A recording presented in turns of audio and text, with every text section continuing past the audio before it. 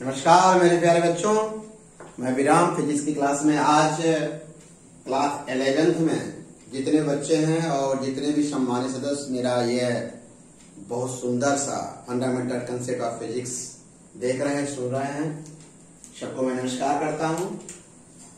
Class 11th के जो हमारे प्यारे बच्चे हैं, आज लेक्चर नंबर 29 चर्चा करेंगे स्ट्रेट लाइन ऑफ मोशन का, सरल रेखा में गति का।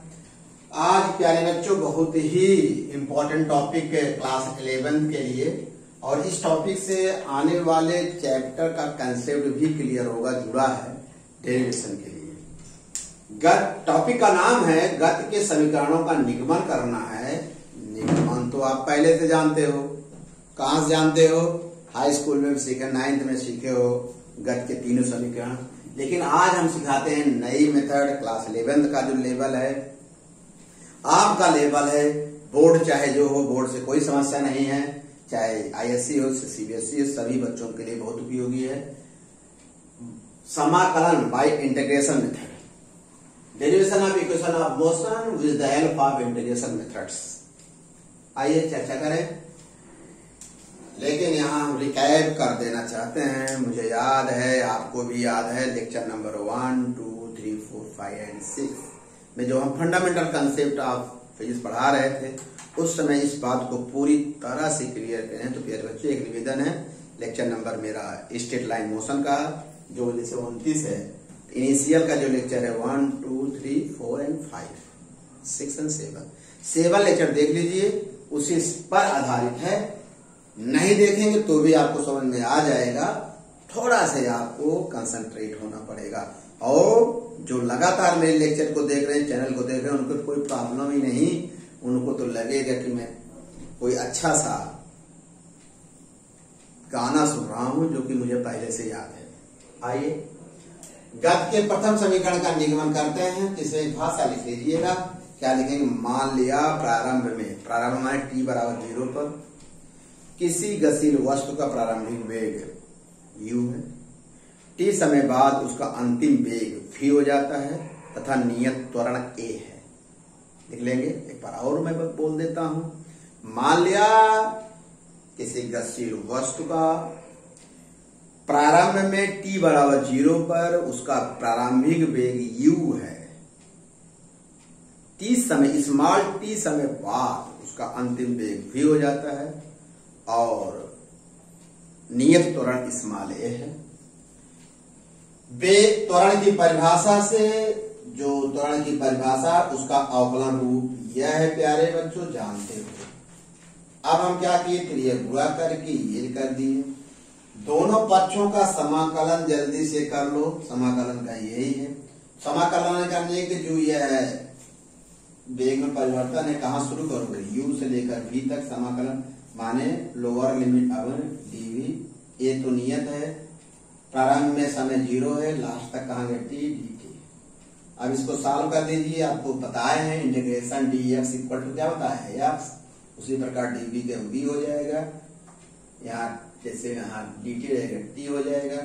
अब लोअर लिमिट अपर लिमिट का कंसेप्ट है, upper limit minus lower limit यहाँ कर दिए हैं, समझ गए प्यारे बच्चों। तो यहाँ अपर लिमिट रखोगे v, लोअर लिमिट माइनस चिन्ह सही बताए हैं, ये रख दिए। ये गति का प्रथम समीकरण आ गया मेरे प्यारे बच्चों।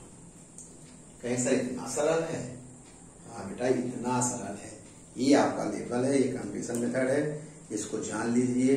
आने वाला समय इसी पर आधारित है, जितने डेरिवेशन मिलेंगे अब इंटीग्रेशन और अवकलन से ही, इंटीग्रेशन और डिफरेंशियल से ही मिलेंगे। हमारे जो बायोलॉजी वाले बच्चे हैं उनके लिए हमारे 7 लेक्चर जरूर देखना है, जिनको MBBS बनना है।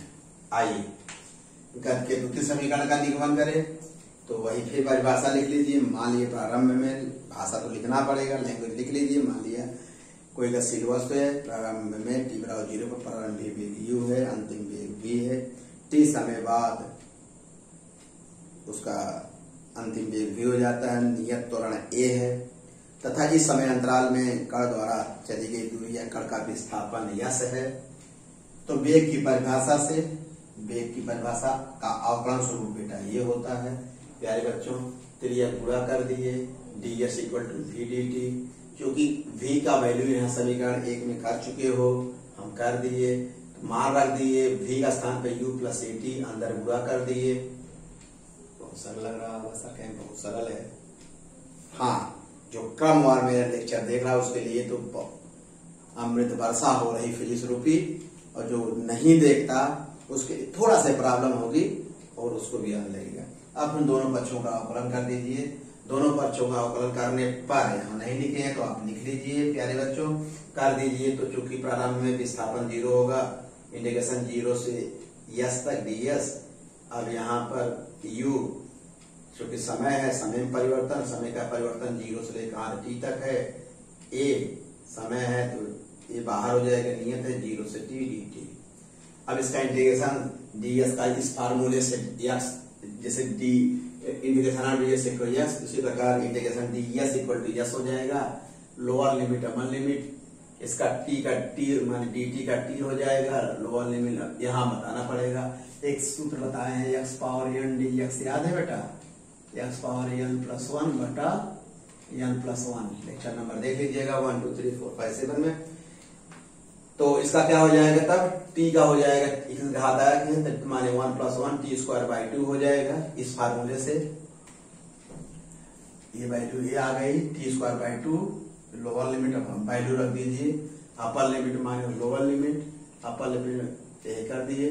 तो s माइनस 0 वाला विस्थापन s आ गया, टी आ जाएगा, यहाँ से तो 0 हो जाएगा। भाई अपर लिमिट का स्थान पे t का स्थान t रखोगे, t का स्थान 0 रखोगे, पहले 0 हो गई। गत का द्वितीय समीकरण आपको क्या हुआ? प्राप्त हो गया। क्या प्राप्त हुआ? s equal to u t plus half a t square. आइए जल्दी से प्यारे बच्चों गत के तीसरे समीकरण का निगमन कर दें बहुत जल्दी से। इसमें भी फिर वही भाषा लिखिए। मान लिया कोई गतिशील वस्तु है, प्रारंभ में t बराबर 0 पर उसका वेग u है, आफ्टर t समय पश्चात उसका अंतिम वेग v हो जाता है, और उत्पन्न त्वरण a है, और कण द्वारा इस समय अंतराल में कण का विस्थापन s है। लिख लीजिए। तो अब क्या करना है? त्वरण की परिभाषा से त्वरण का अवकलन फॉर्म में हो जाएगा। लिख दी। यहाँ पर आपको बहुत ही ध्यान देने की आवश्यकता है, क्योंकि यहाँ पर हम सेट किए हैं, आप भी सेट करिए। हम क्या किए बेटा? ds अपॉन dt, s का गुणा कर दिए, ds कट जाएगा नहीं, देखो ये दिमाग लगाना पड़ेगा, लगा लिए। जब s कट गया तो dv पूरी बात, जो s कट फिर वही बात हो गई। लेकिन इस ds अपॉन dt को हम वेग लिख सकते हैं, वेग का अवकलन फॉर्म है। और ये अब ये कर दिए, बस यही सेट कर दीजिए, इसके बाद हिट हो जाओगे। यहाँ सेट कर दीजिए, कैसे कर दीजिए? ds का ऊपर नीचे गुणा कर दिए, मानो कोई अंतर नहीं हुआ। बेनिफिट हुआ ds upon dt, dv upon ds upon dt का चूंकि वेग का सूत्र है, अवकलन फॉर्म है, ये कर दिए। अब क्रिया गुणा कर दिए। क्रिया गुणा करने का मतलब इसका गुणा इसमें इसका गुणा, अर्थात v into dv equal to ads। फिर दोनों पक्षों का क्या करने पर? समाकलन करने। बहुत ही सरल भाषा में हम समझा दे रहे हैं। तो अब क्या करेंगे? समाकलन कर रहे हैं, इसका क्या होगा? यही फार्मूला से। तो v स्क्वायर बाई 2 हो जाएगा। कर लो इंटीग्रेशन, नहीं समझ रहा था बेटा, बताए थे।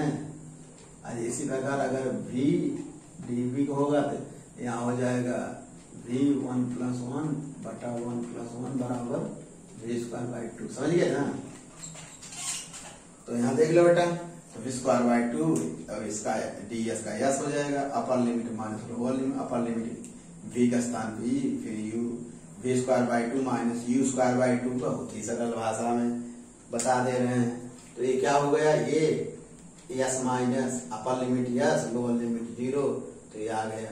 तो v माने v square by 2 minus u square by 2 equal to as आ जाएगा।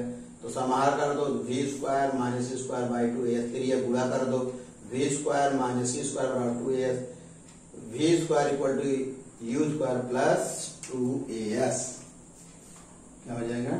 2as। ये गत का तीसरा समीकरण आ गया। तो प्यारे बच्चों, आपने देखा क्या कि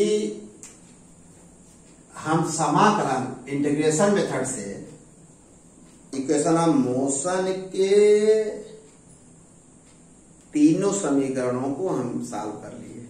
इसके पहले क्या था, आप लोगों ने ग्राफ विधि द्वारा गति के समीकरण का 9th 10th में भी ग्राफ द्वारा सीखे थे, 10th में एक और सिद्धांत द्वारा भी सीखे हो।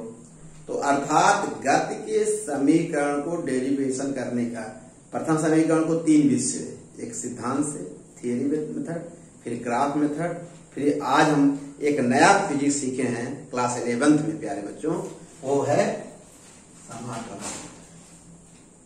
ये बहुत इंपॉर्टेंट है। इतना अगर आप जान लो तीनों समीकरण, तो आगे जितने भी डेरिवेशन फिजिक्स में मिलेंगे वह डेरिवेशन निगमन, जितने निगमन है वो सब समाकलन मेथड पर है, अवकलन मेथड में है। इसलिए प्यारे बच्चों इस लेक्चर को बहुत ही सावधानी पूर्वक सुनिएगा, कोई भी कठिनाई नहीं है, क्योंकि आपके जो कमेंट मेरे पास आ रहे हैं बहुत ही पॉजिटिव आ रहे हैं। आपके कमेंट से मुझे एनर्जी मिल रही है और हम अच्छे से अच्छे वीडियो आप तक भेज रहे हैं बेटा। और आप चाहते हो हम अच्छा वीडियो भेजे तो चैनल को सब्सक्राइब करिए, व्यू करिए, लाइक करिए, कमेंट्स करिए। ओके बेटा, धन्यवाद।